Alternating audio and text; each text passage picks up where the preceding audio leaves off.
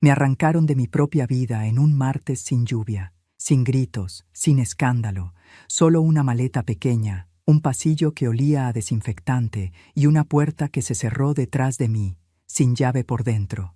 Mi hija me tomó del brazo como si fuera de cristal, me besó en la frente. Dijo, «Aquí vas a estar mejor, mamá». Y no volví a saber nada de ella. Cambió su número. Desapareció. Y yo me quedé ahí, entre paredes beige y silencio, preguntándome qué hice mal. Pero hay algo que mi hija no calculó, que el dolor, cuando no te mata, te despierta. Porque había un hombre detrás de todo esto, un hombre que yo nunca había visto. Y había una mujer que sí lo conocía muy bien, que llegó al asilo buscándome a mí. Lo que me dijo esa tarde lo cambió absolutamente todo. ¿Puede una hija planear durante años la caída de su propia madre? ¿Y qué pasa cuando el plan empieza a derrumbarse sobre ella misma? ¡Qué alegría tenerte aquí conmigo! Si estás viendo este video, te pido con mucho cariño que te suscribas al canal. Por favor, necesitamos mucho alcanzar 30,000 suscriptores. ¿Puedo contar con su ayuda? Estamos construyendo una comunidad hermosa de mujeres fuertes. Su presencia es muy importante y su apoyo es esencial para nuestro trabajo, para que sigamos contando historias como esta. Cuéntame también en los comentarios desde dónde nos está escuchando. Nos emociona saber hasta dónde llegan nuestras historias.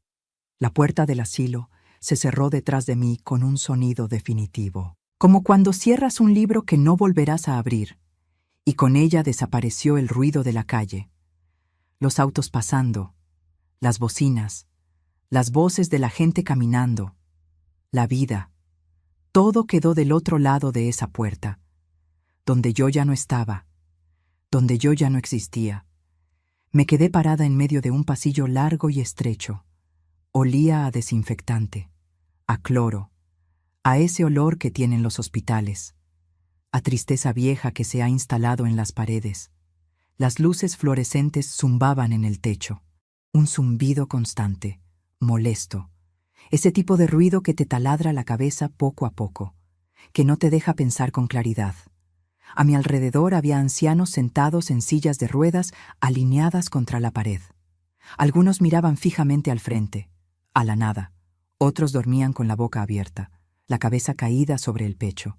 Había una mujer que murmuraba cosas ininteligibles, palabras que no llegaban a ningún lado.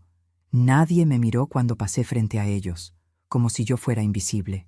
Como si ya formara parte del inventario del lugar, una más entre tantas. Una empleada joven caminaba delante de mí. Llevaba uniforme blanco, zapatos blancos que chirriaban contra el piso, una carpeta azul bajo el brazo. No volteó ni una sola vez para ver si yo la seguía. Solo seguía caminando, rápido, con pasos firmes, como si tuviera prisa por terminar conmigo y volver a lo que estaba haciendo. Llegamos a un cuarto pequeño al final de otro pasillo. La puerta tenía el número 17 pintado con marcador negro. La pintura estaba descascarada en las esquinas. La empleada la abrió sin tocar, sin pedir permiso, como si ya no importara la privacidad. Entré arrastrando la maleta. Era una maleta pequeña de color café, con ruedas que rechinaban, la misma que usaba para ir a casa de mi hermana los fines de semana, cuando ella todavía vivía. Ahora era todo lo que me quedaba del mundo de afuera, todo lo que me habían dejado llevar.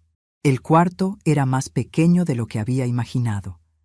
Tenía 2 camas angostas, separadas por un buró gastado, una ventana pequeña con cortinas descoloridas, un armario de metal que se veía oxidado en las esquinas.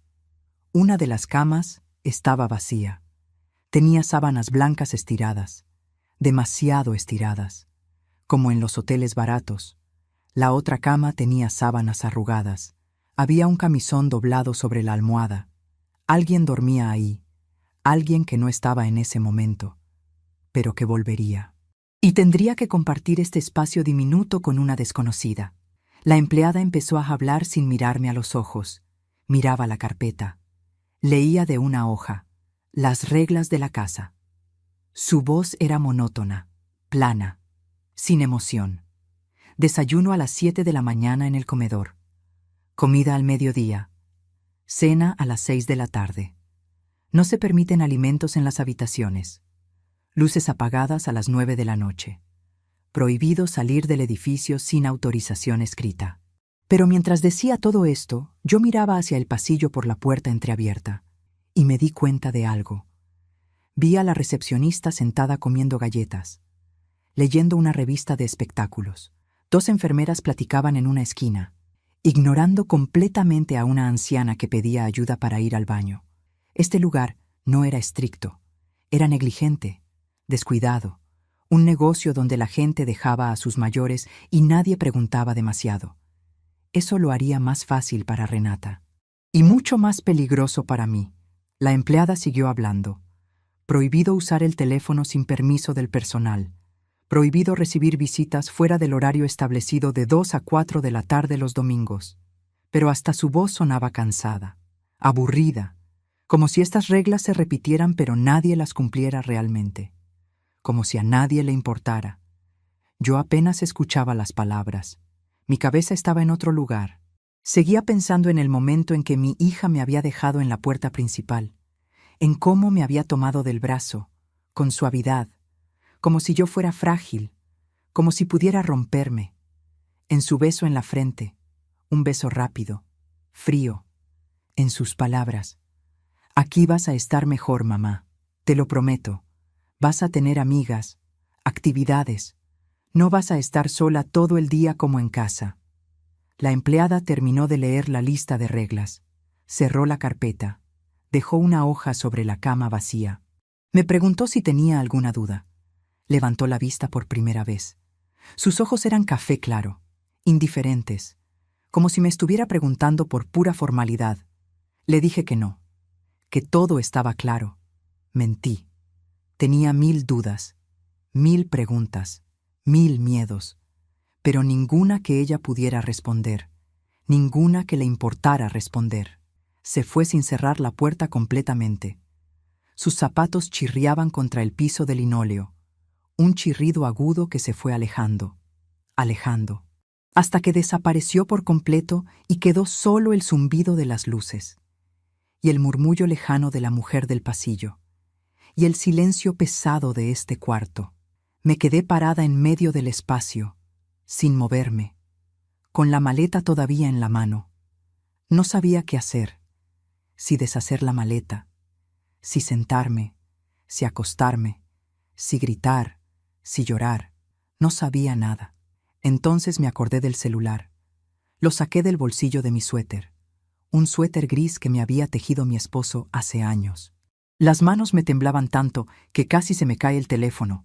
Marqué el número de mi hija, el número que me sabía de memoria, el número que había marcado 1000 veces. Sonó una vez, 2 veces, 3 veces, 4. Buzón de voz, su voz grabada, automática, alegre. Deja tu mensaje después del tono. Colgué, volví a marcar. Esta vez ni siquiera sonó. Una voz automática. El número que usted marcó no existe o no está disponible. Verifique el número e intente de nuevo. Sentí que algo se rompía dentro de mí, algo profundo, algo que no tiene nombre, algo que no se puede arreglar con palabras, con tiempo, con nada. Miré el teléfono como si fuera culpable, como si él tuviera la culpa de que mi hija hubiera desaparecido. Intenté de nuevo. Mismo resultado, y de nuevo, hasta que tuve que aceptar la verdad. Ella había cambiado su número. Había cortado el único hilo que nos conectaba. Me había dejado aquí. Y había desaparecido. Como si yo nunca hubiera existido. Como si los 64 años de mi vida, los 35 años que dediqué a criarla, a amarla, a sacrificarme por ella, no significaran nada. Miré alrededor del cuarto buscando algo. No sé qué. Algo familiar. Una foto. Un color que conociera. Un objeto que me recordara a casa, a mi vida de antes. Pero no había nada, solo paredes blancas con manchas de humedad, una ventana pequeña con vidrios sucios, una cómoda rayada con 3 cajones que no cerraban bien, un espejo pequeño y empañado que colgaba torcido en la pared. Me senté en la orilla de la cama vacía, la que sería mi cama. Los resortes crujieron bajo mi peso, crujieron fuerte, como si protestaran, como si dijeran que yo no debería estar ahí, que nadie debería estar ahí. Miré hacia la ventana. Daba a un jardín pequeño, descuidado. El pasto estaba amarillo, seco. Había maleza creciendo entre las piedras del camino. Una banca de metal oxidado, pintada de verde hace muchos años, ahora más café que verde. Nadie se sentaba ahí. Estaba vacía, olvidada, como todo en este lugar. Fue en ese momento cuando lo entendí, cuando la realidad cayó sobre mí como agua fría. Nadie sabía que yo había sido internada contra mi voluntad real. Mis vecinos pensarían que me había ido de viaje, o que me había mudado con familia. Mis amigas, las pocas que me quedaban. Hace meses que no las veía. Desde que Renata empezó a decir que salir tanto me cansaba, que era mejor quedarme en casa, descansando, y yo le había creído, como siempre le creía. Estaba completamente sola, en un lugar donde nadie me conocía, donde nadie sabía mi nombre completo, mi historia, mis gustos, mis miedos, donde nadie me extrañaría si mañana dejara de existir. Cerré los ojos. Intenté respirar profundo, pero el aire no llegaba a mis pulmones. Se quedaba atorado en la garganta. El olor a desinfectante me quemaba la nariz. Me daban ganas de vomitar, de gritar, de correr a la puerta y salir de ahí. Pero no me moví. Solo me quedé sentada, con los ojos cerrados, apretando el teléfono entre las manos. Sentí ganas de llorar, un llanto profundo que venía desde muy adentro, desde un lugar que había mantenido cerrado durante años. Pero las lágrimas no salieron. Todavía no.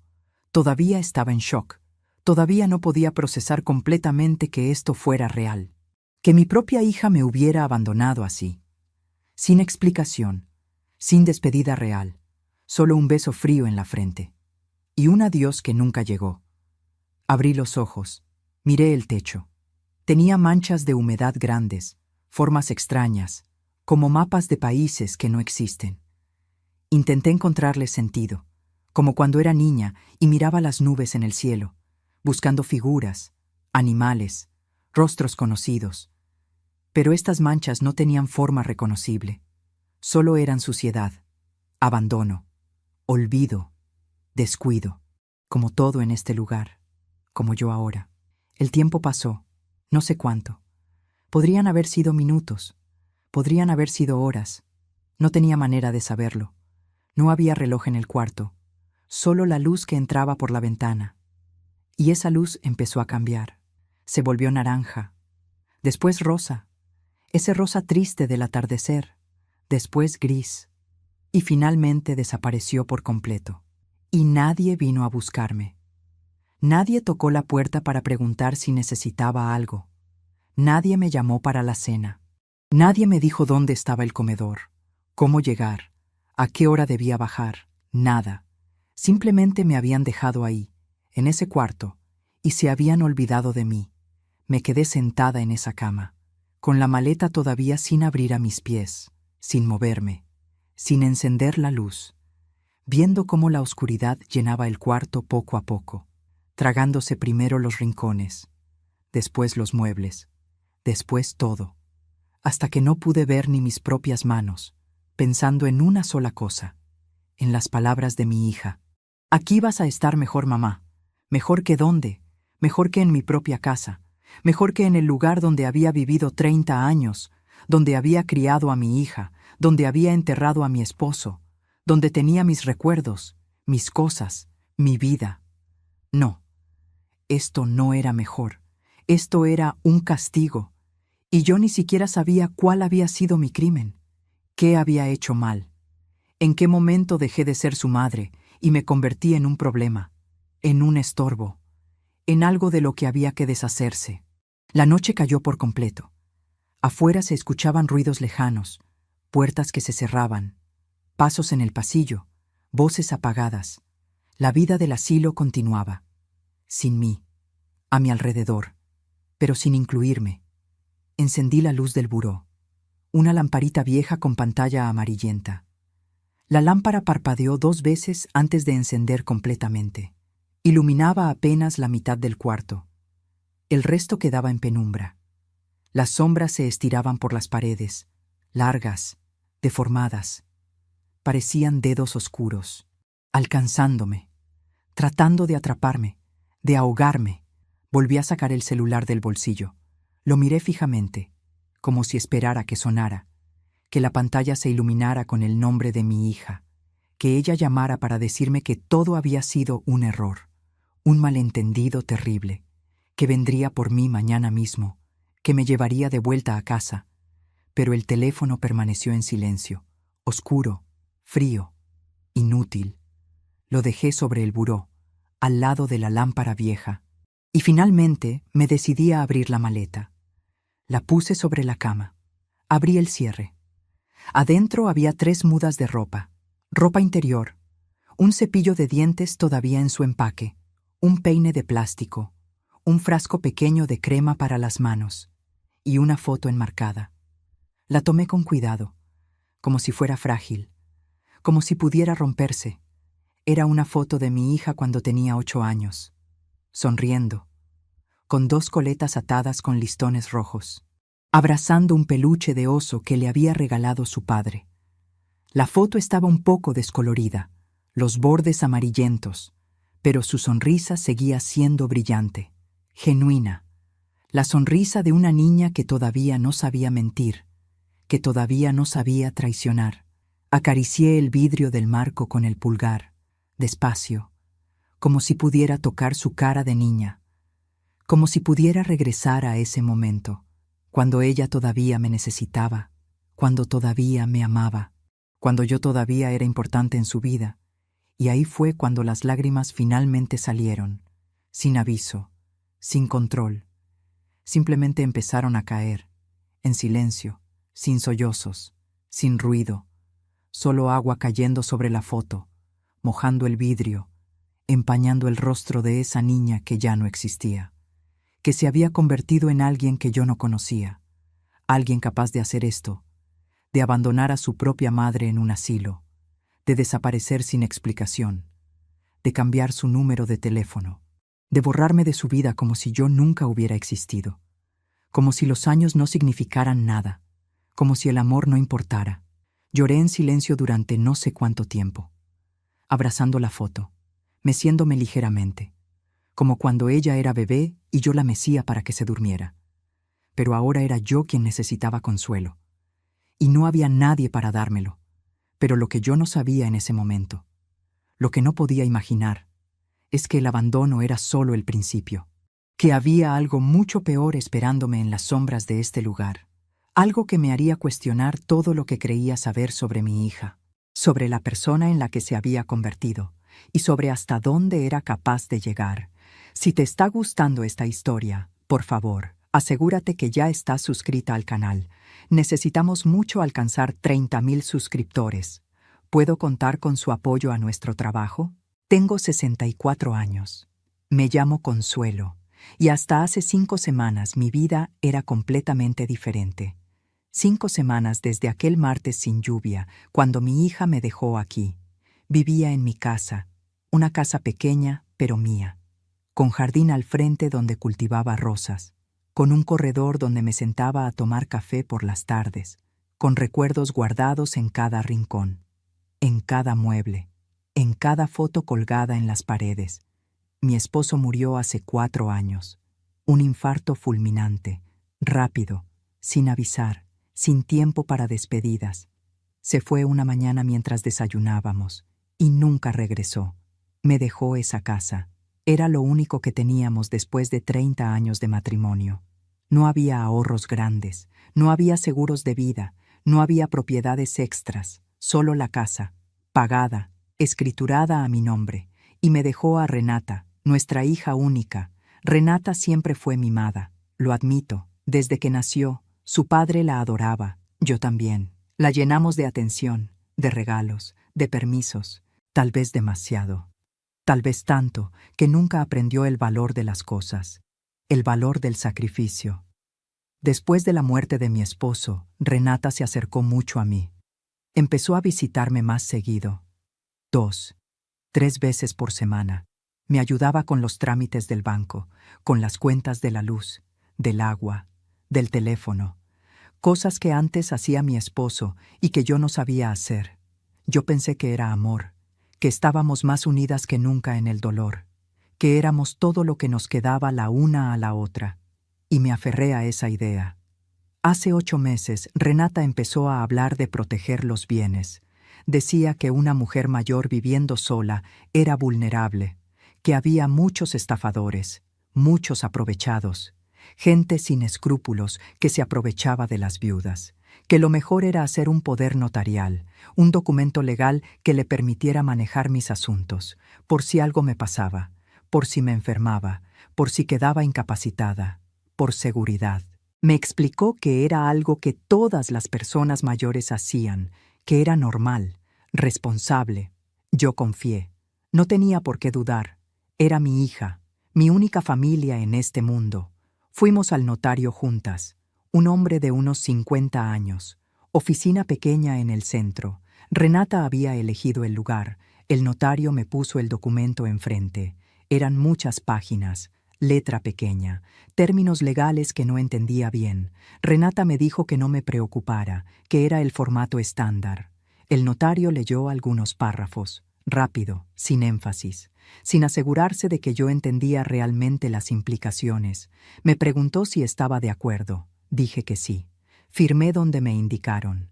Era un poder general amplio. Le daba a Renata autoridad para vender propiedades, para firmar contratos, para tomar decisiones financieras en mi nombre, para todo.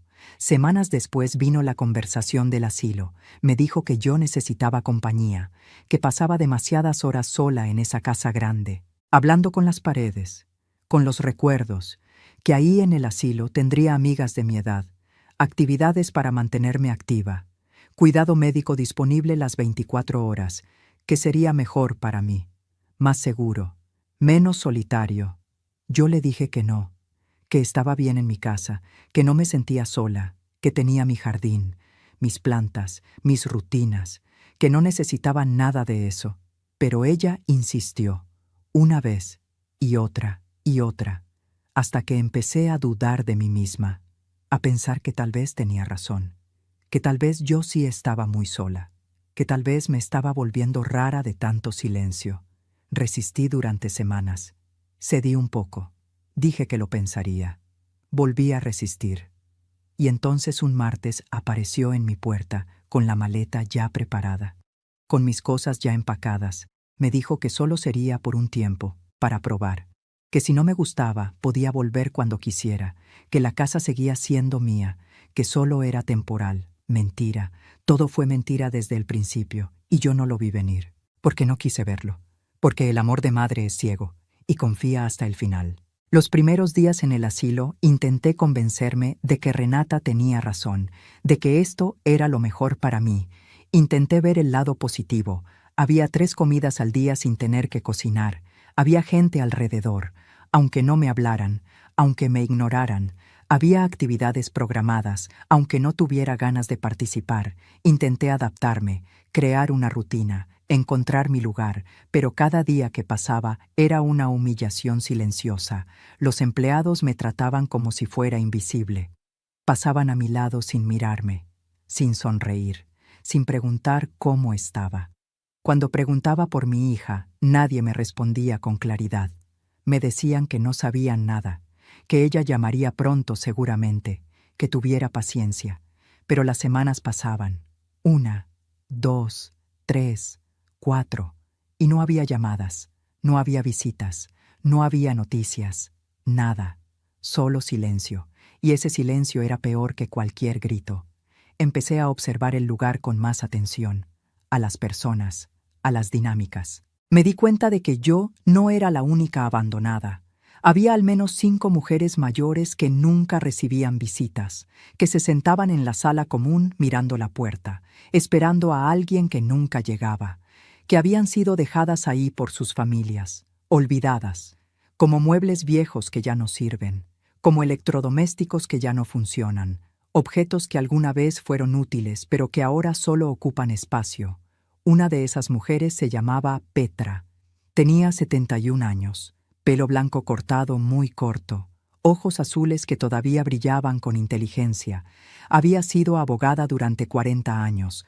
La había internado su yerno. Su propia hija había firmado los papeles sin protestar, sin luchar por ella. Petra era completamente lúcida, irónica.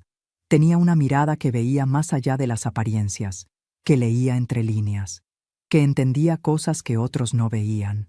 Nos hicimos amigas poco a poco. Primero solo nos saludábamos en el pasillo. Después compartíamos la mesa en el comedor. Después empezamos a caminar juntas por el jardín. Y finalmente nos contamos nuestras historias. Petra me enseñó algo muy valioso.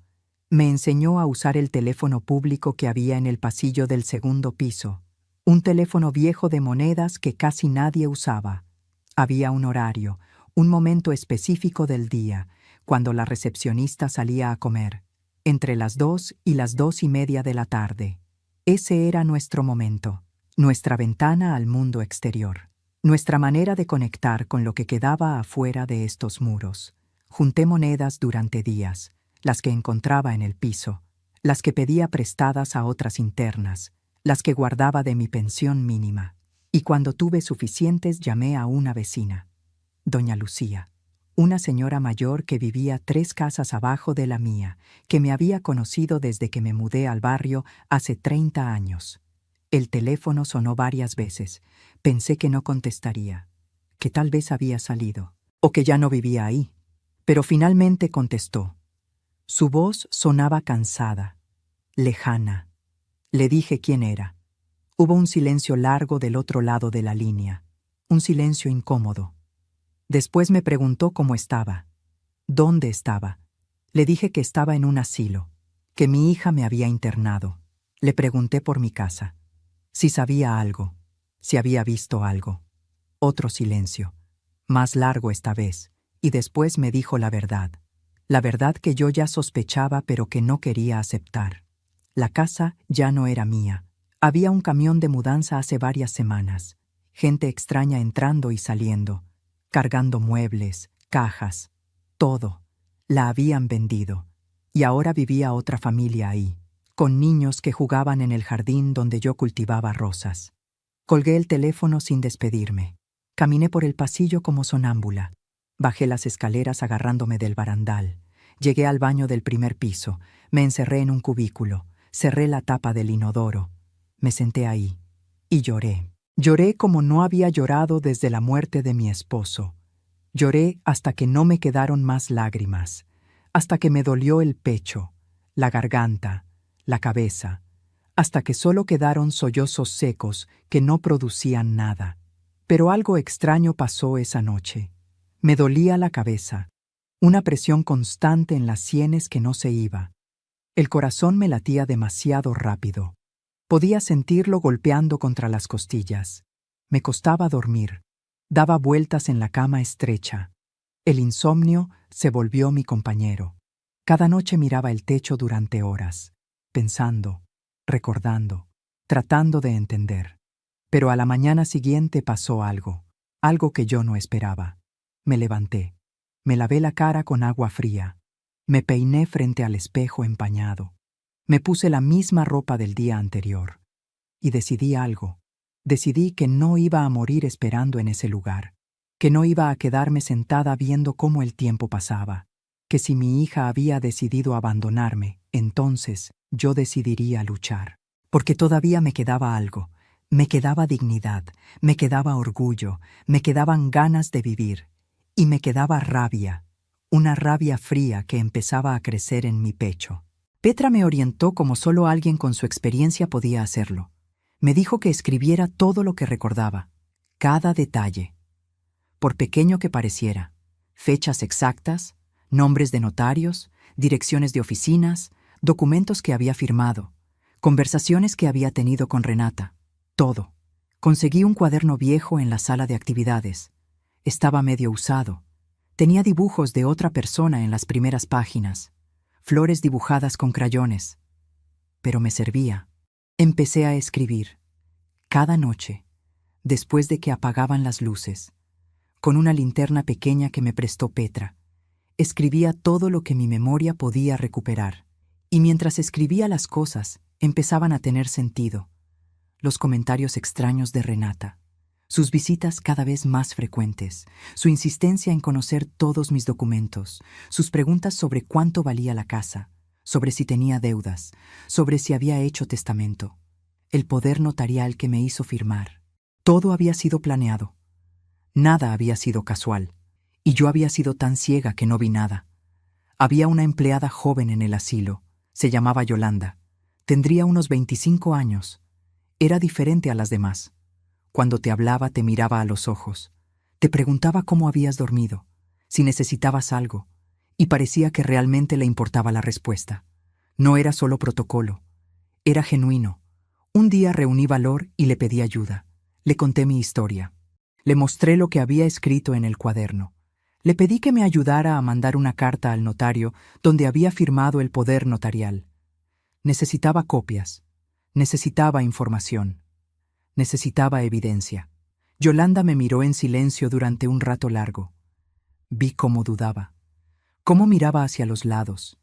Tenía miedo de meterse en problemas, de perder su trabajo, de que la descubrieran. Pero algo en mi cara la conmovió. Tal vez vio desesperación. Tal vez vio determinación. Tal vez solo vio a una madre traicionada. Aceptó ayudarme.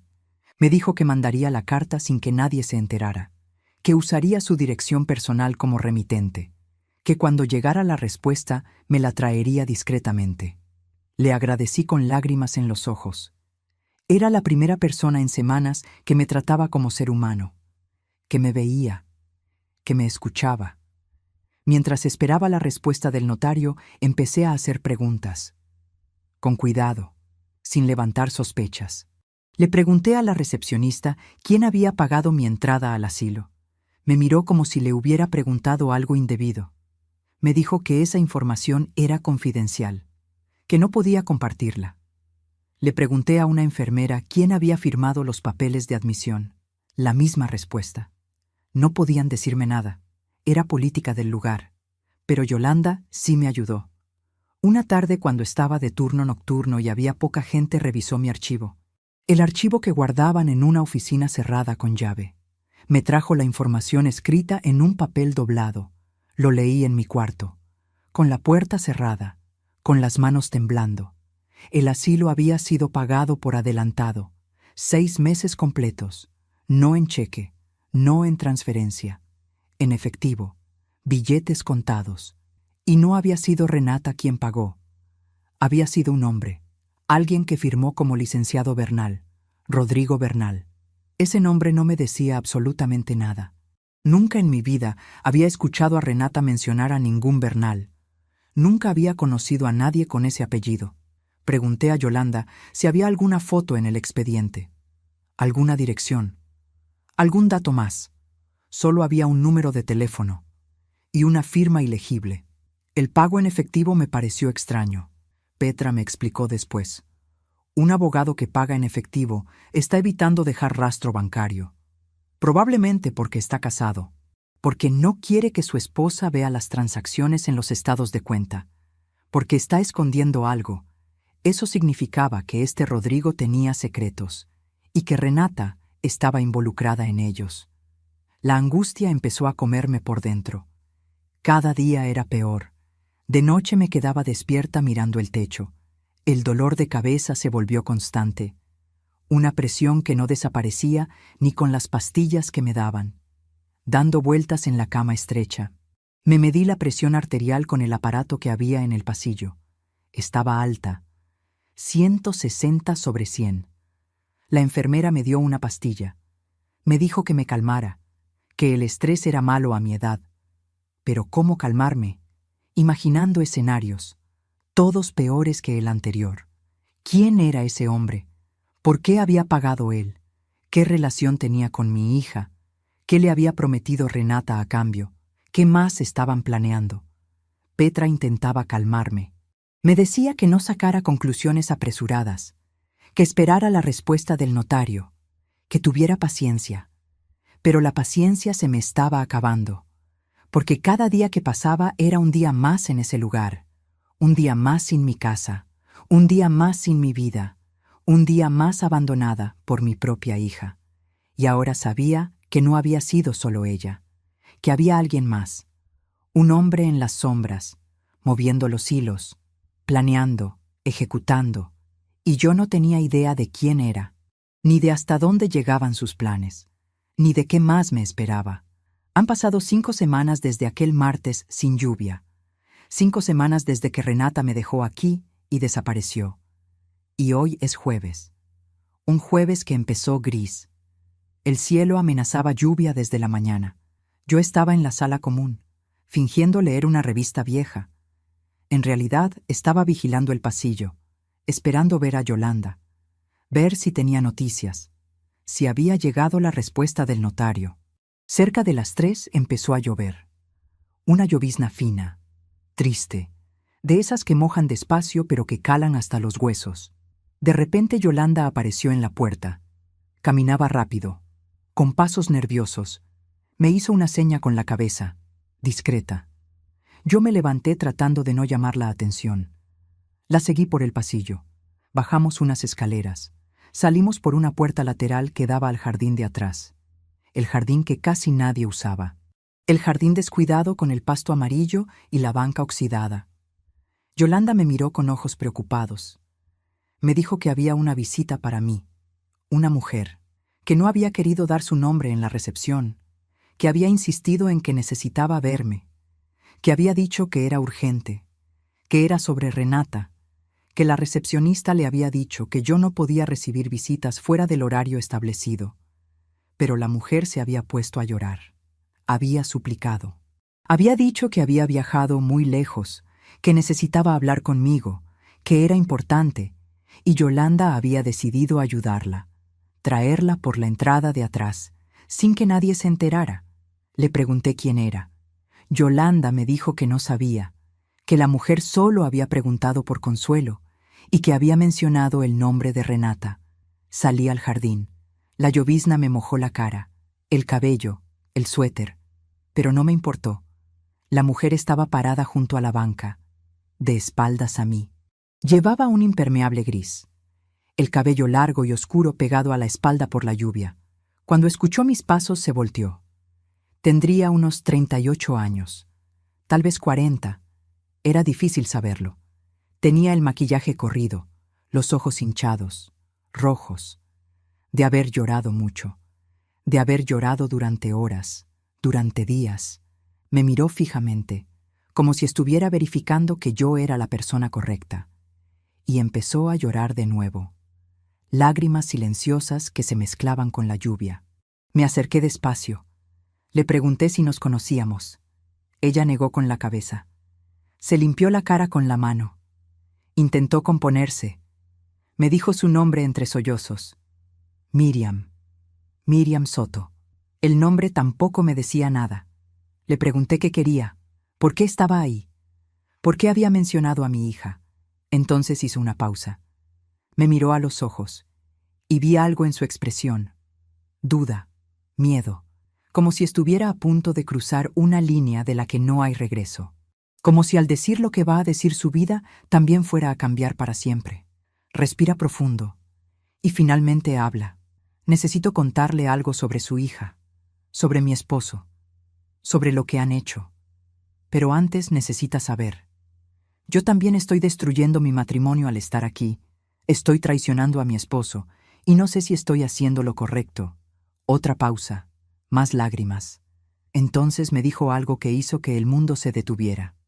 Soy la esposa de Rodrigo Bernal, el licenciado Bernal, el hombre que pagó este asilo, el hombre que está destruyendo su vida, y la mía. El viento sopló.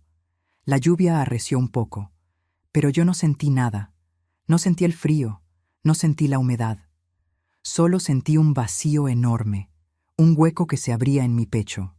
Las piernas me temblaban tanto que pensé que me caería. Me senté en la banca. El metal estaba helado, mojado, oxidado. Pero no me importó. Miriam se sentó a mi lado. Mantuvo distancia, como si no supiera si acercarse era apropiado. Y empezó a hablar, despacio al principio, Después, más rápido, como si las palabras hubieran estado atrapadas durante mucho tiempo y finalmente encontraran salida. Me contó que Rodrigo era abogado. Tenía un despacho pequeño, especializado en sucesiones, en testamentos, en transferencias de propiedades, en trámites para personas mayores. Conocía todos los trucos, todos los atajos, todas las maneras de manipular el sistema. Y que llevaba 3 años siendo amante de mi hija. 3 años. Sentí que me faltaba el aire, que el jardín daba vueltas a mi alrededor. 3 años. Desde antes de que yo firmara el poder notarial. Desde antes de que me hablara del asilo. Todo había sido planeado, calculado, premeditado. Le pregunté cómo había descubierto todo. Miriam se limpió las lágrimas. Me contó que había sido por casualidad, revisando los estados de cuenta del banco, buscando un recibo de algo. Y vio transferencias que no reconocía, montos grandes, a nombre de Renata Torres, mi hija. Cuando le preguntó a Rodrigo sobre esas transferencias, él lo negó todo. Dijo que era confidencial, asuntos de clientes, que no podía hablar de eso. Pero Miriam no era tonta. Esa noche, mientras él dormía, revisó su celular y encontró todo. Las conversaciones, los planes, las fotos, todo. Miriam hace otra pausa aquí. Me mira y me pregunta si quiero ver, si estoy segura. Porque una vez que vea, no hay manera de no saber.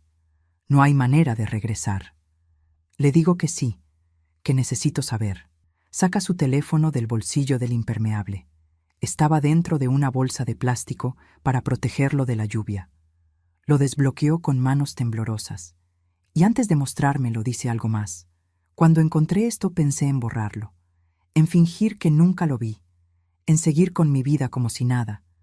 Pero después pensé en usted, en que alguien tenía que decirle la verdad. Y aquí estoy. No sé si es lo correcto, pero aquí estoy. Me mostró la pantalla. Ahí estaban los mensajes. Conversaciones entre Renata y Rodrigo. Empezaban hace 3 años. Al principio eran conversaciones normales, coquetas, de 2 personas empezando una aventura. Después se volvieron más específicas, más calculadoras. Renata preguntaba cómo convencer a una persona mayor de firmar un poder notarial amplio. Rodrigo daba consejos profesionales. Decía qué palabras usar, qué miedos explotar, cómo hacer que parezca que es por su propio bien, qué promesas hacer. Había mensajes donde planeaban cada paso, cómo lograr que yo firmara el poder sin leer bien el contenido, sin entender realmente las implicaciones, cómo usar ese poder para vender la casa, cómo buscar un asilo barato, cuánto cobrar por la venta del inmueble, cómo dividir el dinero entre ellos. Rodrigo se quedaría con 40%, Renata con 60%, porque era su madre, su casa, su riesgo. Leí cada palabra, despacio, asegurándome de entender bien, de no malinterpretar nada, y después llegué a la parte que me heló la sangre, una conversación de hace 2 meses, después de que yo ya estaba internada. Rodrigo preguntaba qué hacer si yo empezaba a hacer problemas, si empezaba a hacer preguntas, si contactaba a abogados. Renata respondía que no me preocupara, que yo no conocía a nadie, que estaba sola, que nadie me creería. Pero Rodrigo insistía, y entonces empezaron a discutir opciones. La primera opción era declararme incompetente, buscar un psiquiatra que certificara demencia senil, incapacidad mental, internarme en un psiquiátrico. La segunda opción era más simple, simplemente dejarme en el asilo, cortar todo contacto, esperar, el tiempo haría el trabajo. Las personas mayores no duran mucho en esos lugares, especialmente cuando nadie las visita, cuando nadie pregunta por ellas, cuando nadie las cuida. La lluvia seguía cayendo, yo seguía leyendo, mensaje tras mensaje, cada uno peor que el anterior, cada uno confirmando que mi hija no solo me había abandonado, me había vendido, me había desechado, y había planeado durante años el momento perfecto para hacerlo. Y entonces pasó algo extraño en mi interior, algo que no esperaba. El dolor que había estado cargando durante semanas, el miedo, la confusión, la tristeza, todo eso empezó a transformarse, a endurecerse, a convertirse en algo diferente, en algo frío, en algo duro como piedra. Es como si una parte de mí se rompiera definitivamente, la parte que todavía esperaba una explicación, la parte que pensaba que tal vez había un malentendido. Esa parte se hizo pedazos, pero en lugar de desmoronarme esa rotura, me hizo más fuerte, más clara, más determinada. Ya no soy la madre abandonada que llora en su cuarto. Ya no soy la víctima que no entiende qué hizo mal. Ahora soy alguien que sabe exactamente lo que le hicieron y que va a pelear. Miriam me observaba, esperando mi reacción, esperando que gritara, que llorara, que me derrumbara, que rompiera el teléfono contra el piso. Pero yo no hice nada de eso, solo levanté la vista. La miré a los ojos y con una calma que me sorprendió a mí misma, le hice una pregunta muy simple, muy calmada. ¿Me puede prestar su teléfono? ¿Alguna vez has confiado completamente en alguien y te han traicionado de la peor manera? Cuéntanos en los comentarios. No estás sola. Aquí todas hemos pasado por algo difícil. Con el teléfono de Miriam en la mano, entré de nuevo al edificio. Yolanda nos había visto desde la ventana. Nos abrió la puerta lateral. Nos llevó a una sala pequeña que usaban para guardar suministros. Había cajas apiladas, escobas, trapeadores. Olía a cloro, pero era privado. Nadie nos molestaría ahí. Marqué un número que tenía guardado en mi memoria desde hace años, un número que no había usado en mucho tiempo, pero que recordaba perfectamente. Era el número de un abogado, el licenciado Vargas, el esposo de una compañera de trabajo de cuando yo trabajaba en una fábrica textil, hace más de 20 años. No sabía si seguiría siendo el mismo número. No sabía si él seguiría ejerciendo. No sabía si me recordaría después de tanto tiempo, pero era mi única opción, el único contacto que tenía. El teléfono sonó una vez, 2 veces, 3 veces. Pensé que no contestaría, que el número ya no existía, que tendría que buscar otra manera. Pero al cuarto timbre contestó, una voz de hombre mayor, cansada. «Bueno», le dije quién era, Consuelo, la amiga de Beatriz de la fábrica. Hubo un silencio, largo, incómodo. Pensé que no me recordaba, que había sido tanto tiempo, pero entonces su voz cambió. Se volvió más cálida, más cercana. Consuelo. «Claro que te recuerdo. ¿Cómo has estado? ¿Cuánto tiempo?» No perdí tiempo en cortesías. Le dije que necesitaba ayuda, urgente, que estaba en problemas, que mi hija me había hecho firmar un poder notarial amplio y lo había usado para vender mi casa sin que yo entendiera realmente lo que estaba firmando, que me había internado en un asilo, que había evidencia de fraude, de planeación, de conspiración. Él escuchó sin interrumpir. Yo hablé rápido, sin pausas, sin respirar casi. Le conté todo en 5 minutos. El poder notarial que firmé sin entender las implicaciones completas, la casa vendida usando ese poder, el asilo pagado por un hombre que no conocía, las conversaciones entre mi hija y su amante, los planes que tenían para mí.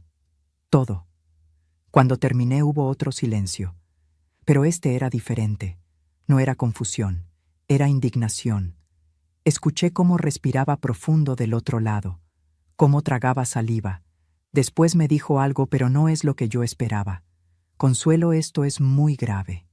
Pero necesito ser honesto contigo. Necesito ver las pruebas primero. Necesito revisar ese poder notarial, ver si realmente hay vicios en el consentimiento. Esto va a ser complicado, no va a ser rápido. Y no puedo prometerte nada hasta que revise todo. Pero dame la dirección del asilo. Mañana voy. Aunque sea sábado, esto no puede esperar».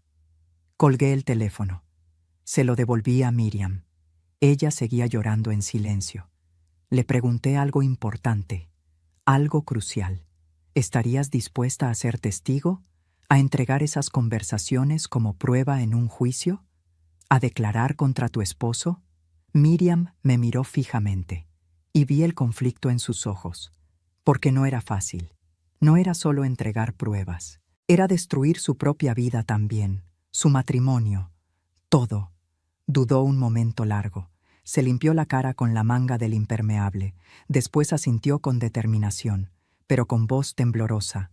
Me dijo que sí, que quería destruir a Rodrigo tanto como yo quería justicia, que ese hombre le había arruinado la vida, que le había mentido durante 3 años, que la había humillado, que había usado el dinero de ambos para mantener a su amante, para comprarle regalos, para llevarla a hoteles. Pero también dijo que tenía miedo, que no sabía qué iba a pasar después, que su familia la iba a juzgar, que todos iban a preguntar por qué no lo supo antes, y que no descansaría hasta verlo pagar, hasta verlo perder todo. Su licencia, su reputación, su futuro. Le di las gracias, con lágrimas en los ojos. Era una extraña, alguien que no me conocía, que no me debía nada, pero que estaba dispuesta a ayudarme, a arriesgarse, a enfrentar a su propio esposo, por justicia, por solidaridad, por rabia compartida. Salimos de la sala de suministros. Yolanda nos esperaba afuera. Nos llevó por el pasillo trasero, por las escaleras de servicio, para que nadie nos viera juntas, para que la recepcionista no hiciera preguntas. Miriam se fue por donde había llegado. Me abrazó antes de irse. Me dijo que volvería, que estaría en contacto, que no me preocupara, que juntas íbamos a ganar. La vi alejarse bajo la lluvia, su silueta gris desapareciendo entre la neblina. Y por primera vez en semanas sentí algo parecido a la esperanza. Esa noche fui al cuarto de Petra. Toqué la puerta suavemente. Ella estaba leyendo. Siempre estaba leyendo. Tenía lentes gruesos, un libro viejo entre las manos. Levantó la vista cuando entré, vio mi cara y supo inmediatamente que algo había pasado.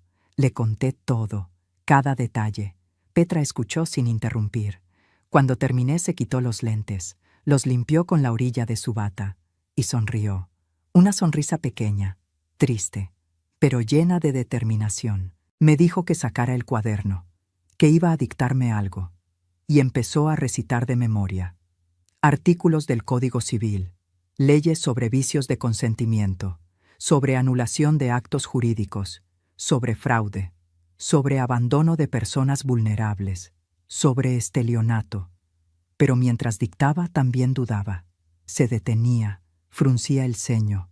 Decía que hace mucho que no ejerce, que no recuerda exactamente la redacción de un artículo, que el licenciado Vargas tendrá que verificar todo porque las leyes han cambiado desde que ella se retiró, que ella puede dar la dirección general, pero no los detalles técnicos actualizados.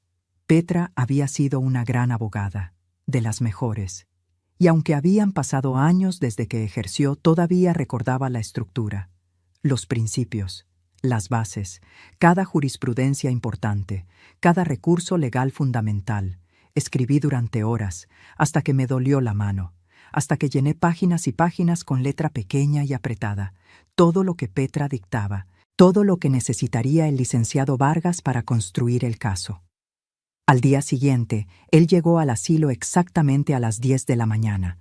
Llevaba un traje café viejo pero bien planchado, un maletín de cuero gastado, lentes con marco dorado, cabello completamente blanco, pero ojos llenos de indignación, de rabia contenida. La directora del asilo intentó impedirle la entrada. Le dijo que no estaba en el horario de visitas, que necesitaba hacer una cita previa, que era política del establecimiento. Él le mostró un documento. Esta vez no era ambiguo, era una solicitud formal de visita legal, con membrete de su despacho, con fundamento jurídico claro, con número de expediente preliminar. La directora lo leyó, palideció, y lo dejó pasar sin más preguntas. Nos sentamos en la sala de visitas, la misma donde las familias venían los domingos, pero ahora estaba vacía. Solo estábamos él y yo. Y Petra, que se había unido sin pedir permiso. El licenciado Vargas abrió su maletín, sacó papeles, una grabadora vieja, un bolígrafo, y empezó a hacer preguntas. Yo respondí todo. Le mostré el cuaderno, le conté cada detalle, cada fecha, cada conversación que recordaba. Le expliqué sobre Rodrigo Bernal, sobre Miriam, Sobre los mensajes, Petra complementaba información, citaba artículos legales, señalaba puntos clave, pero también admitía que no recordaba con precisión. El licenciado escribía rápido, tomaba notas, asentía, fruncía el ceño, pero no sonreía todavía. Decía que necesitaba ver el poder notarial original, que necesitaba hablar con el notario, que esto llevaría tiempo, que tendríamos que probar vicio en el consentimiento, que yo no entendía realmente lo que firmaba, que hubo manipulación. Mientras tanto, Yolanda apareció en la puerta. Traía un sobre manila en la mano. Me lo entregó con discreción. Era la respuesta del notario, la que había estado esperando durante semanas. La abrí con manos que ya no temblaban. Ya no tenía miedo. Solo tenía determinación. Leí la carta, pero esta vez el notario era más cuidadoso. No admitía directamente irregularidades graves.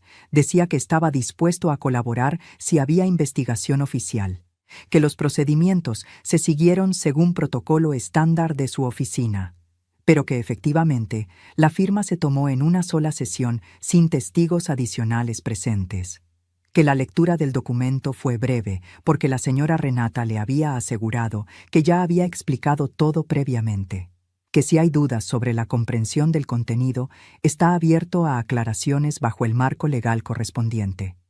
El licenciado Vargas leyó la carta, levantó la vista.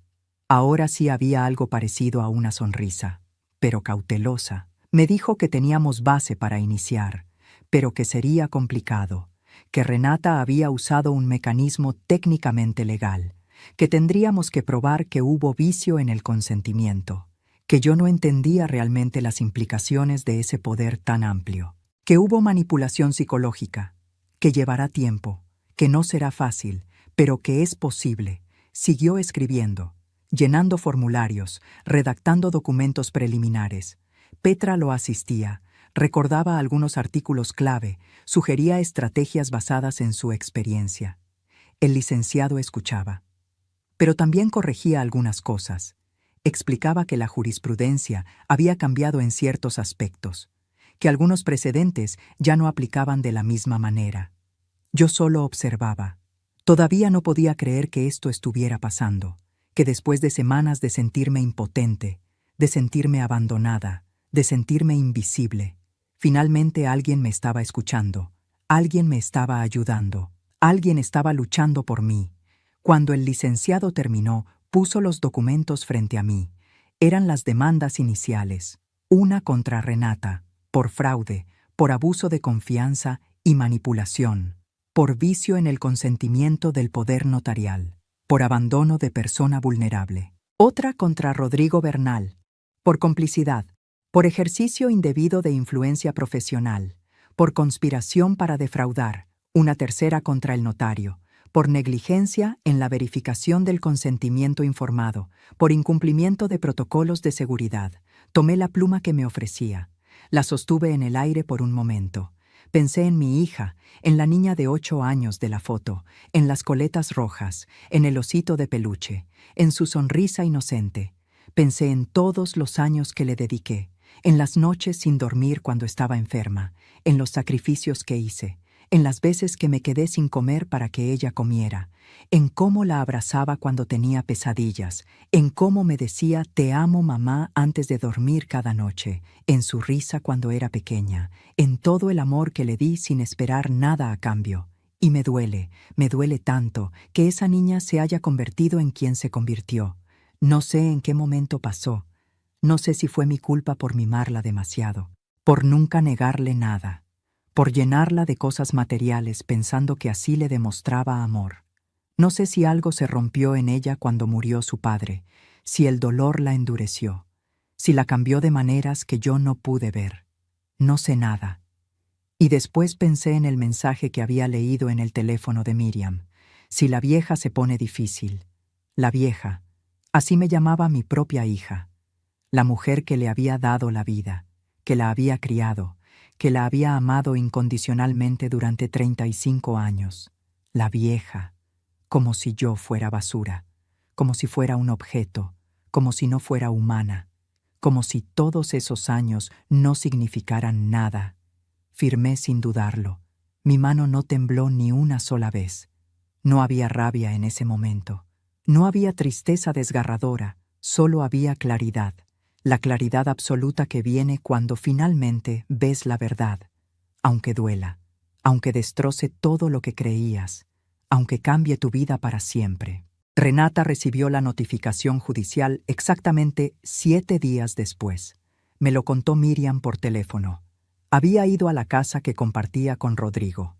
Quería recoger algunas cosas, documentos importantes, ropa, fotos de su familia, y estaba ahí cuando llegó el notificador. Renata estaba visitando a Rodrigo, probablemente para seguir planeando, para seguir contando el dinero que esperaban recibir, para seguir riéndose de mí. El notificador tocó el timbre. Rodrigo abrió la puerta. El hombre le entregó el sobre oficial, con el sello del juzgado. Rodrigo lo abrió ahí mismo, en el marco de la puerta. Leyó rápido, su cara cambió completamente. De confianza a preocupación, de preocupación a pánico absoluto. Llamó a Renata. Ella salió de la sala. Leyó el documento también. Según Miriam, se puso pálida, completamente blanca, como si toda la sangre hubiera abandonado su cuerpo de golpe. Leyó una vez, después otra y otra. No lo podía creer. El plan perfecto. El plan que habían ejecutado sin errores aparentes. El plan que había funcionado perfectamente durante meses. Se estaba derrumbando. Renata intentó llamar a Rodrigo varias veces ese día, desde su celular, desde teléfonos públicos, desde el teléfono de amigas. Pero él no contestaba, porque Miriam ya lo había confrontado, ya le había dicho que sabía todo, que tenía todas las pruebas guardadas, que las había entregado a un abogado, que iba a destruirlo. Rodrigo estaba desesperado, intentando salvar lo que quedaba de su matrimonio, de su reputación profesional, de su licencia para ejercer. Había contactado a sus propios abogados, a sus socios del despacho, a cualquiera que pudiera ayudarlo. No tenía tiempo para Renata, no tenía tiempo para calmarla, para darle consejos, para seguir conspirando. Y Renata estaba completamente sola, enfrentando las consecuencias de sus actos completamente sola, igual que como me había dejado a mí. Pero entonces pasó algo que casi nos cuesta todo, algo que no habíamos previsto. 3 días después de que Renata recibiera la notificación, Yolanda vino a mi cuarto. Era temprano en la mañana. Apenas había amanecido. Estaba agitada, asustada, pálida. Me dijo en voz baja que la directora del asilo la había llamado a su oficina el día anterior, que le había preguntado si había visto gente extraña entrando y saliendo, si yo había recibido visitas irregulares, si había notado algo fuera de lo normal. Yolanda negó todo. Mintió para protegerme, pero me dijo que casi la descubren, que la directora claramente sospecha algo, que alguien debió haber visto a Miriam ese día, o tal vez la recepcionista finalmente reportó el incidente, que tenemos que ser mucho más cuidadosas, que si nos descubren ella perderá su trabajo, y yo podría perder mi única aliada dentro de este lugar. Esa noche no pude dormir nada, ni un solo minuto. El dolor de cabeza volvió con fuerza, más intenso que nunca, como si alguien estuviera apretando mi cráneo con ambas manos. La presión arterial me hacía sentir mareada. Tuve que agarrarme de las paredes para caminar al baño. Petra tuvo que venir a mi cuarto 2 veces durante la noche. Me encontró sentada en la cama, temblando, llorando en silencio. Me tuvo que recordar que respirara, que me calmara, que si me enfermaba ahora, si me daba un derrame, si me pasaba algo grave, perdíamos todo, todo el esfuerzo, toda la lucha, todo. Pasaron 2 días más de angustia absoluta, 2 días de pensar que nos iban a descubrir en cualquier momento, de pensar que todo se iba a derrumbar antes de llegar a la audiencia, de pensar que Renata y Rodrigo ganarían después de todo. Y entonces, un jueves por la tarde, cerca de las 4, Yolanda vino corriendo a buscarme otra vez. Yo estaba en mi cuarto, descansando, leyendo un libro que me había prestado Petra, intentando distraer mi mente. Yolanda tocó la puerta, agitada, sudando, Consuelo. Tu hija está aquí, abajo, en la recepción. Dice que necesita verte, que es urgente, que es importante. Sentí que el corazón se me aceleraba, no de alegría, no de esperanza, de rabia, de indignación contenida, después de 5 semanas sin aparecer, sin llamar una sola vez, sin preguntar cómo estaba, sin enviar un mensaje. Ahora que le convenía venía, ahora que estaba en problemas legales graves, ahora que necesitaba algo de mí. Le dije a Yolanda que le dijera que saliera al jardín de atrás, donde nadie nos vería, donde nadie nos escucharía, donde no habría testigos de lo que fuera a pasar. Llamé a Petra. Le pedí que avisara inmediatamente al licenciado Vargas. Él me había dado su número personal. Me había dicho que lo llamara a cualquier hora si Renata aparecía, que quería estar presente, que no me enfrentara a ella sola. Llamé a Miriam también. Quería que estuviera ahí.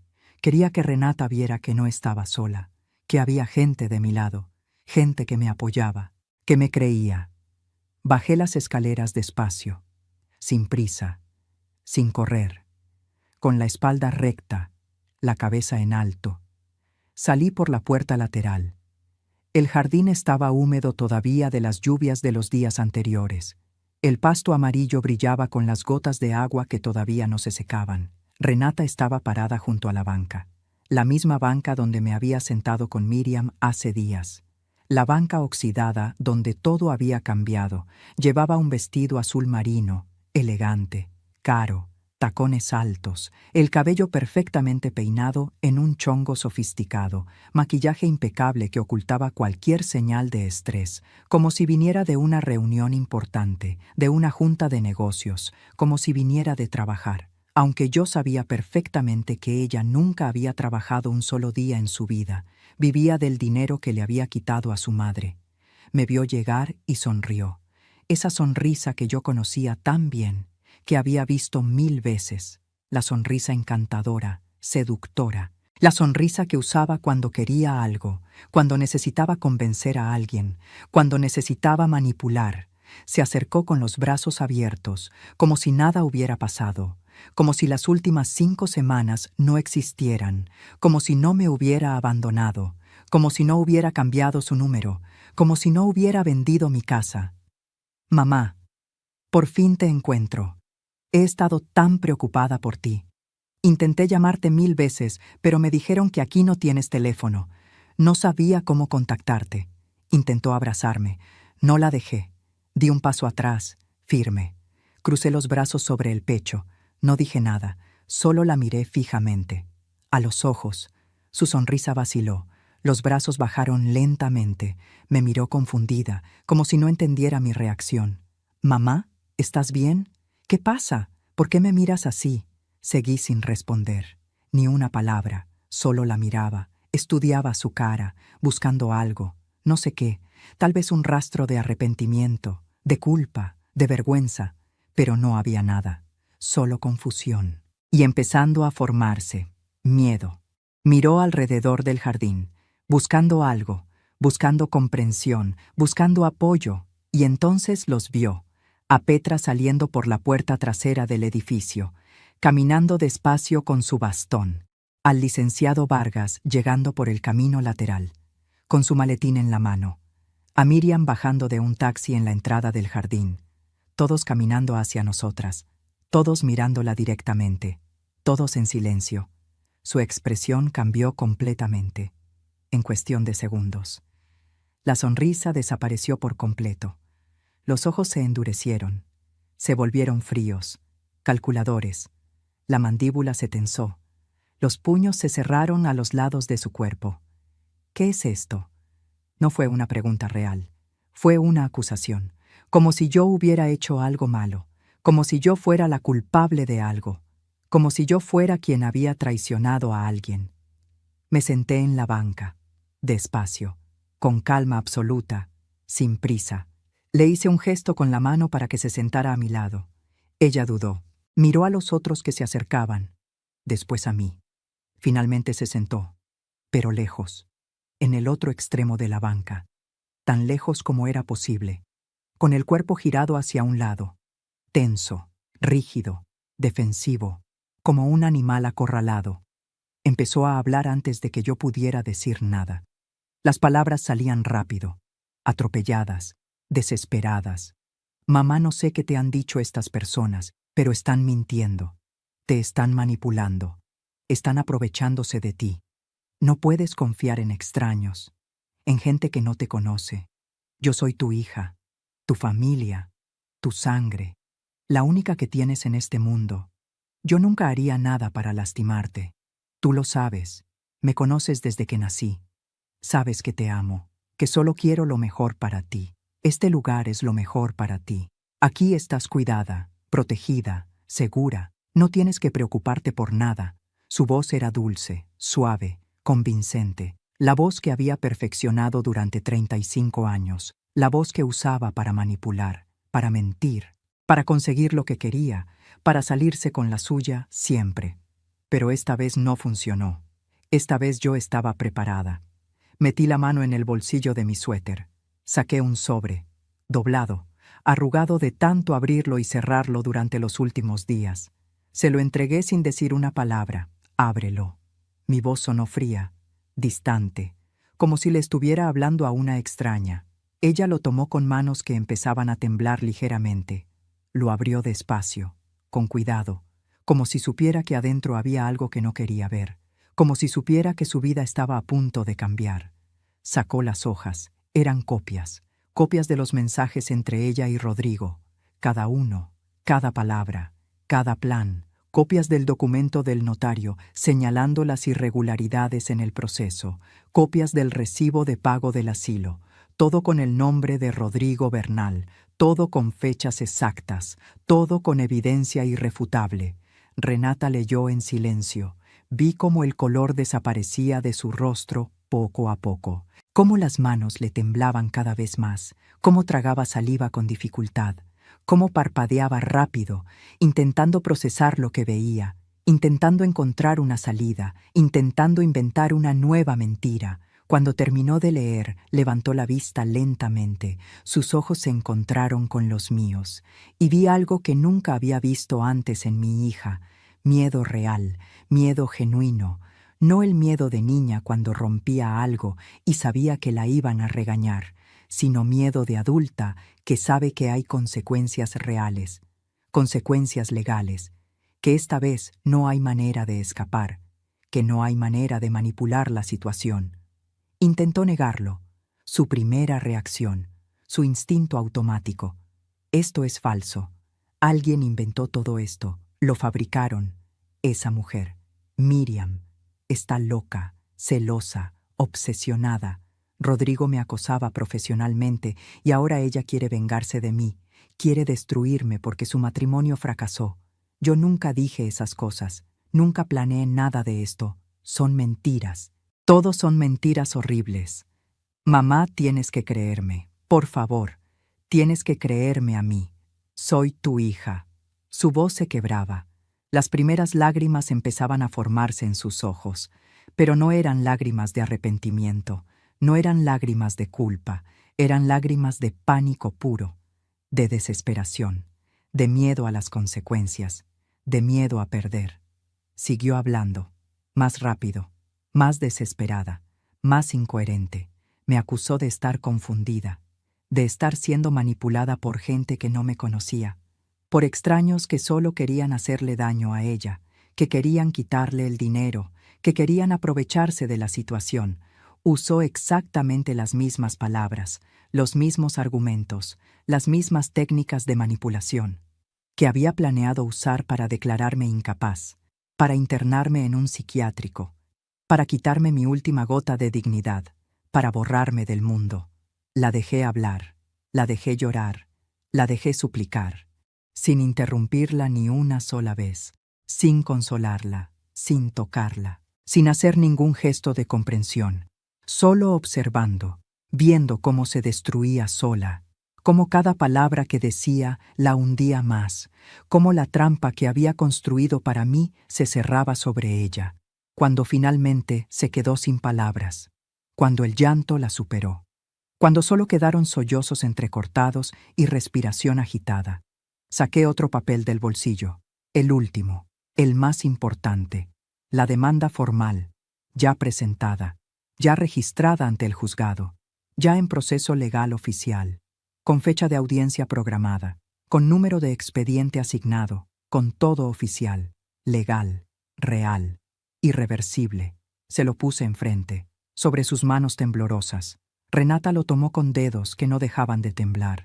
Lo leyó, línea por línea, palabra por palabra, y por primera vez en toda su vida no tuvo absolutamente nada que decir. Ninguna excusa, ninguna mentira, ninguna manipulación, nada. Se quedó ahí sentada, con el papel entre las manos, la boca ligeramente abierta, los ojos fijos en las palabras que sellaban su destino, leyendo y releyendo, como si pudiera cambiar lo que decía con solo mirarlo más veces, como si las palabras fueran a desaparecer, como si pudiera hacer que todo esto no fuera real. Intentó hablar 2 veces, 3, abrió la boca, pero no salía ningún sonido, solo aire, solo respiración entrecortada, solo silencio roto. Finalmente me miró directamente, y lo que vi en sus ojos me rompió el corazón, pero no de la manera que ella esperaba. No había arrepentimiento ahí, no había culpa, no había vergüenza por lo que había hecho, no había dolor por haberme traicionado, solo había rabia, rabia pura e intensa, rabia porque el plan había fallado, porque la habían descubierto, porque iba a tener que pagar por lo que hizo, porque por primera vez en su vida no se iba a salir con la suya. Me levanté de la banca, despacio, con dignidad. Petra vino a mi lado, me ofreció su brazo para apoyarme. Yo lo tomé con agradecimiento. Miré a Renata por última vez como mi hija, por última vez con algo parecido al amor materno. Y le dije las palabras que había estado guardando, las palabras que había ensayado 1000 veces en mi cabeza durante las noches de insomnio, las palabras que necesitaba decir para poder seguir adelante. Te di todo lo que tenía mi hija, mi tiempo, mi amor, mi vida entera, mi juventud, mi energía. Te di la casa donde creciste, los recuerdos de tu padre, las fotografías de tu infancia, mi confianza. Eso último, la confianza, eso sí que no te lo voy a devolver jamás, nunca más. Y me fui. Caminé de regreso al edificio, despacio, con la espalda recta, la cabeza en alto, los hombros hacia atrás. Escuché que me llamaba. Mamá, por favor. Mamá, espera un momento. Mamá, no hagas esto. No me dejes así. Pero no me detuve. No volteé ni una sola vez. No miré atrás, porque algunas cosas no tienen perdón. Algunas traiciones son tan profundas que no caben en el mismo espacio que el amor, y algunas hijas simplemente no merecen tener madres. ¿Has tenido que tomar una decisión dolorosa para protegerte de alguien que amas? A veces amarnos a nosotras mismas es más importante que cualquier otra cosa. Cuéntanos tu experiencia en los comentarios. La justicia se movió lento como siempre se mueve, pero se movió, firme, constante, imparable como una roca rodando cuesta abajo. 2 semanas después de presentar la demanda, hubo una audiencia preliminar. El licenciado Vargas me representó. Yo no tuve que ir. Me dijo que era mejor así, que vería a Renata ahí, y no quería que pasara por eso todavía, que ya habría tiempo para enfrentarla en el juicio principal si era necesario. Él fue. Petra fue como testigo. Miriam fue con todas las pruebas en su teléfono, con copias impresas, con declaraciones firmadas y notariadas. La jueza que llevaba el caso era una mujer de unos 50 años, seria, de expresión dura, con fama de ser justa pero implacable. Escuchó los argumentos de ambas partes durante horas. Revisó las pruebas con cuidado. Leyó los mensajes uno por uno. Vio los documentos del notario. Examinó el poder notarial que yo había firmado. Y después de 3 horas de deliberación, emitió una orden preliminar. La venta de la casa quedaba suspendida inmediatamente y de manera cautelar. Renata no podía venderla. No podía rentarla. No podía hacer absolutamente nada con ella hasta que el caso se resolviera en su totalidad. Era una victoria pequeña, técnica, pero era algo. Era la primera vez que alguien con poder legal le decía que no a mi hija, que no podía hacer lo que quisiera, que había consecuencias, que había límites. Al mes siguiente hubo otra audiencia, esta vez para evaluar los cargos penales: abandono de persona vulnerable, fraude, abuso de confianza, estelionato. El fiscal del caso era un hombre joven, 30 y tantos años, con ganas de demostrar que podía ganar casos difíciles, de hacer justicia. Presentó todas las pruebas meticulosamente, los mensajes entre Renata y Rodrigo, cada uno, explicando el contexto, los pagos del asilo en efectivo para evitar rastro bancario, el testimonio de Miriam que declaró durante 2 horas, el testimonio de Yolanda que confirmó que nadie había visitado o llamado en 5 semanas, que yo estaba completamente abandonada, el testimonio del notario que finalmente admitió no haber seguido todos los protocolos de verificación de consentimiento informado, el testimonio de doña Lucía, mi vecina, que confirmó la venta de la casa sin que yo supiera lo que realmente estaba pasando. Todo, cada pieza del rompecabezas. El abogado de Renata intentó defenderla como pudo. Dijo que ella actuó de buena fe, que solo quería protegerme de mí misma, que el asilo era para mi propio bien y seguridad, que yo estaba confundida por la edad, que era normal en personas de mi edad tener lapsos de memoria, de juicio. Y entonces pidió algo que me aterrorizó cuando me lo contaron. Pidió formalmente que me evaluara un psiquiatra designado por el tribunal. Dijo que había dudas razonables sobre mi capacidad mental, sobre mi competencia para manejar este proceso legal, que debían verificar mi estado cognitivo antes de seguir adelante. La jueza lo consideró seriamente. Dijo que lo pensaría, que daría su respuesta en 3 días. Durante esos 3 días no supimos qué decidiría. Fueron 3 días de angustia absoluta, de no dormir, de no comer casi nada, de dolor de cabeza constante e insoportable, de presión arterial alta que no bajaba ni con medicamentos, de pensar que todo se iba a derrumbar, que iban a declararme incompetente, que Renata iba a ganar después de todo. Petra me sostuvo durante esos días oscuros. Venía a mi cuarto cada pocas horas. Me decía que resistiera, que faltaba poco, que aguantara un poco más. Finalmente la jueza dio su respuesta. Negó la solicitud de evaluación psiquiátrica.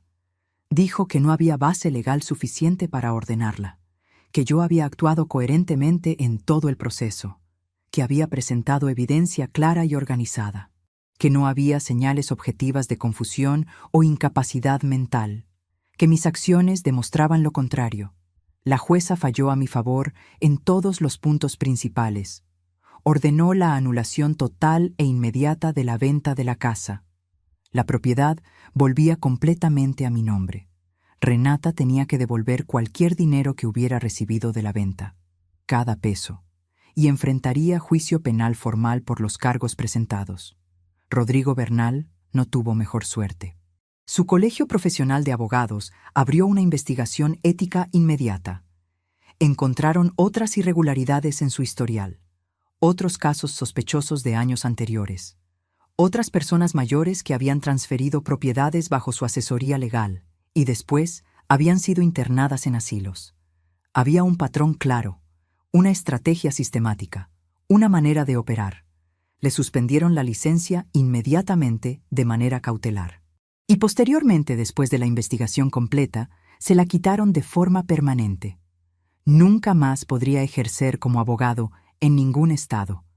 Su nombre quedó manchado para siempre. Miriam se divorció de él. El proceso fue relativamente rápido.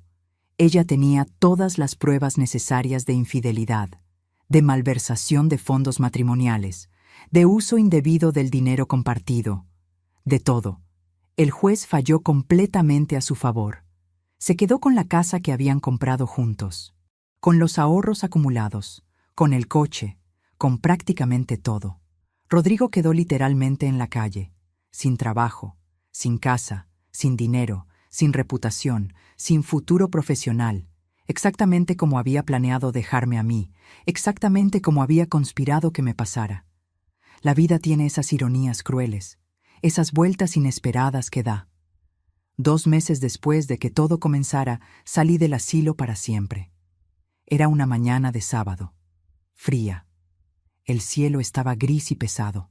Amenazaba lluvia, pero todavía no caía. Me desperté muy temprano, antes del amanecer. Hice mi cama por última vez. Doblé las sábanas con cuidado. Alicé la colcha. Dejé todo ordenado como si nunca hubiera estado ahí. Guardé la poca ropa que tenía en la misma maleta café con ruedas con la que había llegado. La foto de Renata cuando era niña. La niña de las coletas rojas. El cuaderno donde había escrito todo. Cada detalle, cada fecha, cada evidencia. El rosario que me había regalado Petra como regalo de despedida. Yolanda vino a ayudarme. Llevó mi maleta hasta la entrada principal esta vez. No por la puerta de atrás, sino por la puerta principal, como se debe. Me abrazó fuerte, más fuerte de lo que esperaba. Lloró, lágrimas genuinas que mojaron mi hombro. Me hizo prometer que la llamaría, que no me olvidaría de ella, que vendría a visitarla. Le prometí, y he cumplido esa promesa religiosamente. Todavía hablamos cada semana sin falta. A veces voy a visitarla al asilo. Le llevo tamales caseros, pan dulce de la panadería que le gusta. Nos sentamos en el jardín, el mismo jardín donde todo cambió, donde conocí a Miriam, donde me enfrenté a Renata, y platicamos durante horas. El licenciado Vargas vino a recogerme personalmente. Manejó su coche viejo pero limpio hasta mi casa, mi verdadera casa, la casa que había sido mía durante 30 años, la casa donde había vivido con mi esposo, donde había criado a Renata, donde tenía todos mis recuerdos. Cuando llegamos el corazón me latía tan fuerte que pensé que me daría un infarto ahí mismo. Bajé del coche despacio, con cuidado. Caminé por el jardín delantero que antes estaba lleno de rosas. Las rosas estaban descuidadas ahora, algunas muertas completamente, otras creciendo salvajes sin nadie que las podara o cuidara, pero seguían ahí, seguían vivas, como yo. Saqué la llave que me había devuelto el licenciado, la sostuve en mi mano por un momento, sintiendo su peso, su realidad. La metí en la cerradura con mano temblorosa. Giró con un clic familiar que reconocí inmediatamente. El mismo sonido de siempre. Abrí la puerta lentamente. El olor era diferente al que recordaba. Olía a cerrado, a polvo acumulado, a abandono, a tiempo detenido. La familia que había comprado la casa había tenido que devolverla cuando se anuló la venta. Se habían llevado todos sus muebles, todas sus cosas, todos sus recuerdos, pero habían dejado la casa completamente vacía. Sin mis muebles, sin mis cuadros en las paredes, sin mis cortinas, sin nada. Solo paredes desnudas y pisos vacíos. Entré despacio. Mis pasos resonaban en el espacio vacío, haciendo eco. Recorrí cada cuarto con cuidado. La sala donde pasábamos las tardes, el comedor donde celebrábamos cumpleaños, la cocina donde preparaba la comida favorita de Renata, la recámara donde dormía con mi esposo durante 30 años, la recámara que había sido de Renata desde que era bebé. Todo vacío, todo diferente, todo cambiado, pero era mi casa, mi espacio, mi hogar. Abrí todas las ventanas de par en par. Dejé que entrara el aire frío de la mañana, que se llevara el olor a encierro, a tristeza, a traición, a dolor, que limpiara todo, que renovara todo. Me senté en el piso de la sala, en el mismo lugar donde antes estaba mi sillón favorito, el sillón azul donde me sentaba a ver televisión por las tardes, a leer novelas, a tomar café, y respiré. Respiré tranquila por primera vez en meses, por primera vez desde aquel martes sin lluvia. No hubo celebración, no hubo fiesta, no hubo gente felicitándome. Nadie trajo flores, nadie trajo pastel. Solo hubo silencio. El silencio profundo de quien sobrevivió a algo que no debería haber pasado nunca. De quien cruzó por el infierno y salió del otro lado, diferente, cambiada, rota en algunos lugares, pero viva, todavía viva. Petra salió del asilo 3 semanas después de mí. Su caso era más complicado que el mío, mucho más enredado legalmente. Su hija y su yerno habían sido más cuidadosos, más meticulosos. Habían cubierto mejor sus rastros, habían planeado mejor, pero el mismo licenciado Vargas la ayudó, sin cobrar ni un peso. Me dijo que mi caso le había recordado por qué se había hecho abogado hace tantos años. Para ayudar a los que no tienen voz, para defender a los vulnerables, para buscar justicia donde parece que no la hay. Petra ganó su caso también finalmente. No recuperó ninguna propiedad porque nunca tuvo propiedades, pero logró que la declaración de incapacidad fuera anulada completamente.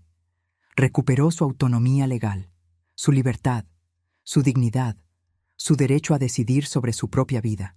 Ahora viene a mi casa todos los jueves sin falta, a las 3 de la tarde exactamente. Toma el camión desde su departamento pequeño que rentó. Toca mi puerta. Entramos juntas. Preparamos café en mi cocina y nos sentamos a platicar durante horas. A veces hablamos de casos legales que ve en las noticias. Ella todavía sabe más de leyes que muchos abogados activos. Su mente sigue afilada como navaja. A veces hablamos de nuestros hijos, de cómo duele, de cómo la traición no se olvida aunque pasen los años, de cómo el dolor permanece, y a veces solo nos sentamos en silencio, tomando café, viendo el jardín por la ventana, viendo cómo las rosas que replanté empiezan a crecer. Y eso está bien también, porque hay heridas que se curan mejor en silencio que con palabras. Renata intentó contactarme muchas veces después del juicio final. Al principio llamadas, desde números desconocidos porque yo bloqueé el suyo. Después mensajes de texto, después cartas escritas a mano, largas, llenas de excusas, de justificaciones. Después flores dejadas en mi puerta, ramos caros, todas sin respuesta, todas ignoradas, todas tiradas a la basura. No es por rabia, ya no siento rabia hacia ella. La rabia se gastó hace tiempo, se consumió, se convirtió en cenizas que se llevó el viento.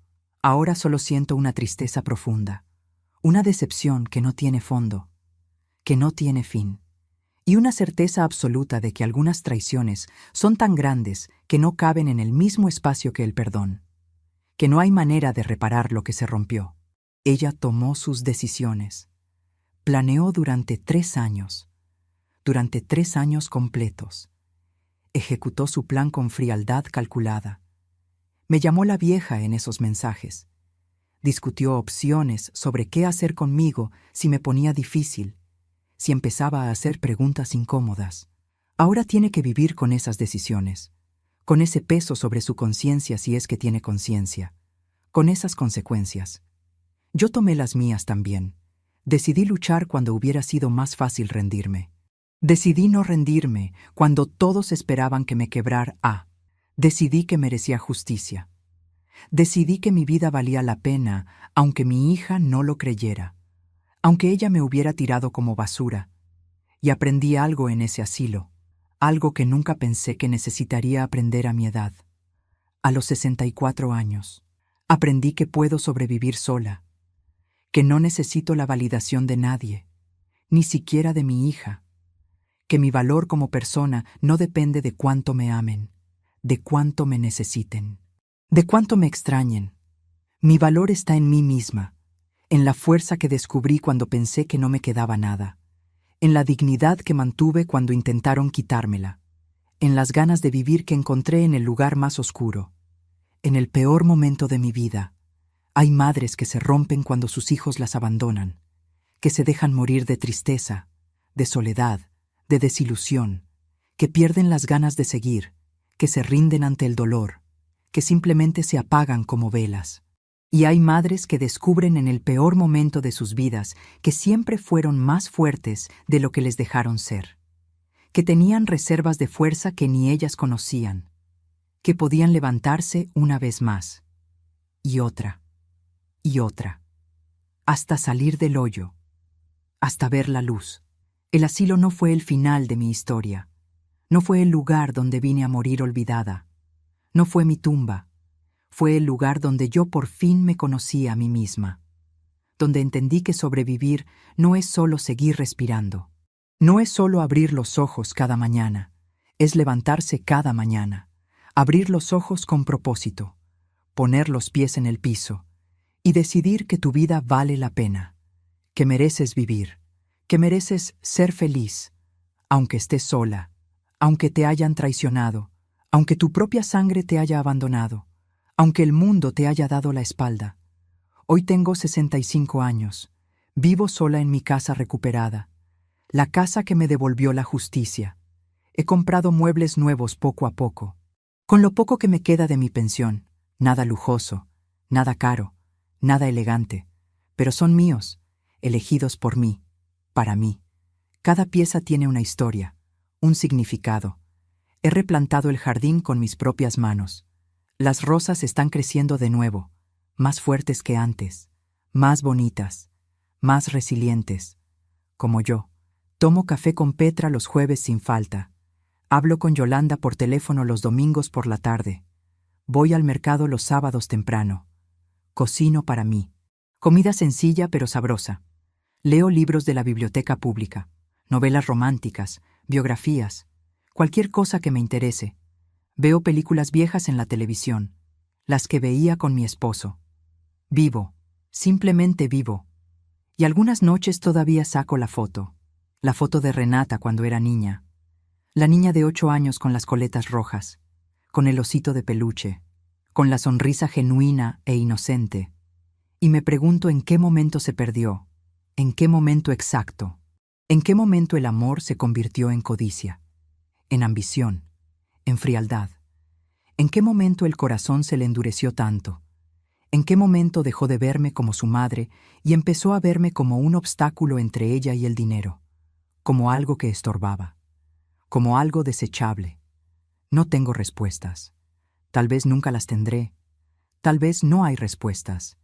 Y he aprendido a vivir con eso, con la incertidumbre, con las preguntas sin respuesta, con el dolor que nunca se va del todo, con la ausencia de la persona que más amé en este mundo, porque la vida no siempre te da las respuestas que buscas, no siempre tiene sentido, no siempre es justa, no siempre es como la imaginaste.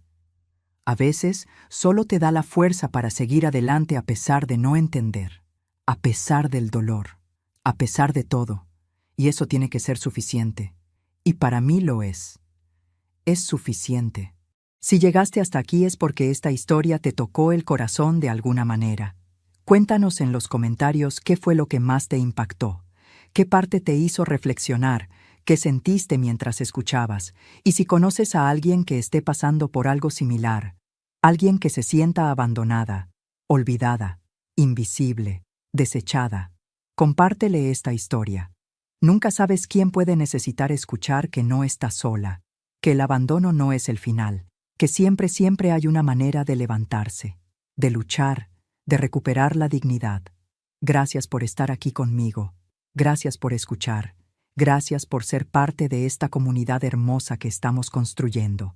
Una comunidad de mujeres fuertes, valientes, sobrevivientes, mujeres que no se rinden.